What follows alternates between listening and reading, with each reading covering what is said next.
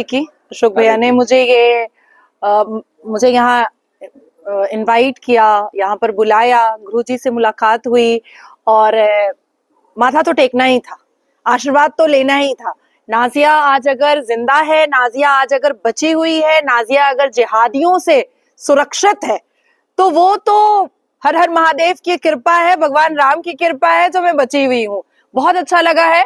और जिस हिसाब का आयोजन है, जिहादियों को मुंह तोड़ जवाब देना है, उनका हिजाब खोलना है, और पूरे भारत में जिस हिसाब से थूक जिहाद, मूत जिहाद, लब जिहाद, ये सारे जिहाद का जो कार्यक्रम चल रहा है, आज उससे भी थोड़ा बहुत पर्दा उठाने की जरूर कोशिश करूंगी।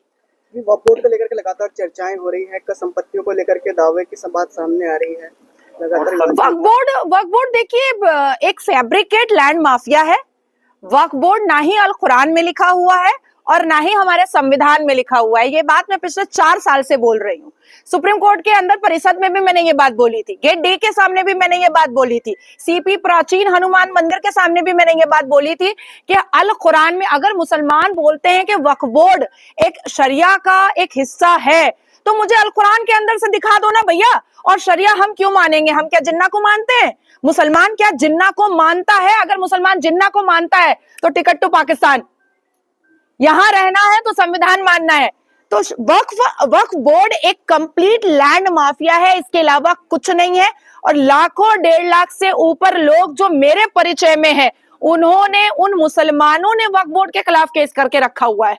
अब आप बताइए, इस्लाम है ही 1450 साल का, 1500 साल की मंदिर इनके अब्बा की कैसे हो गई, या अम्मा का जहेज कैसे हो गया? तो ये तो समझना पड़ेगा ना भाई। ये आपको बेवकूफ 77 साल से बना रहे थे, ये बन रहे थे, अब प्रखर होकर के बात करने की नौबत आई है। वक्फ बोर्ड में संशोधन की जरूरत नहीं है, मैं फिर बोल रही हूँ, वक्फ बोर्ड में संशोधन की जरूरत नहीं है। वक्फ बोर्ड को वैनिश करने की जरूरत है, इरेज करने की जरूरत है।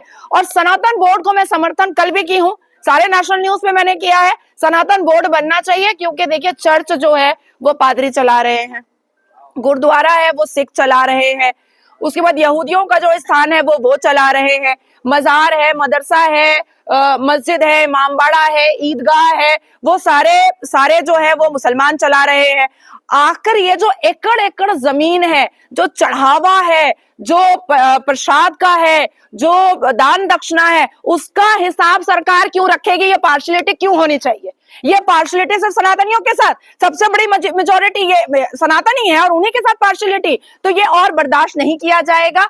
या तो मौलवी मुल्ला ये बताए कि अल कुरान के कौन से पारा, कौन से सूरा, कौन सी आयत में वक्फ बोर्ड लिखा हुआ है, तो हम मानेंगे, और नहीं तो संविधान में बताए कि कौन से आर्टिकल, कौन से चैप्टर, कौन से सेक्शन, कौन से सब सेक्शन में लिखा हुआ है, तो हम मानेंगे। और अगर दोनों में कहीं नहीं लिखा हुआ है तो इसको वैनिश करना चाहिए, इरेज कर देना चाहिए, ताला लगा देना चाहिए। अजमेर को लेकर बात सामने आ रही है, अजमेर में वाकई में क्या वहाँ शिवलिंग है, इसको लेकर सुप्रीम कोर्ट ने जांच के आदेश भी दिए हैं। देखिए, अजमेर को तो ऐसे भी मैंने कहा कि अल कुरान की आयतों के हिसाब से मजार परस्ती जो है वो गुनाह है। और अबू मरतहद ने प्रॉफिट मोहम्मद सल्लल्लाहु अलैहि वसल्लम को कहा था कि जो कोई भी मजार परस्ती करेगा उसको जन्नत नहीं जाने दिया जाएगा। तो ऐसे भी हथौड़ा मार देना चाहिए था।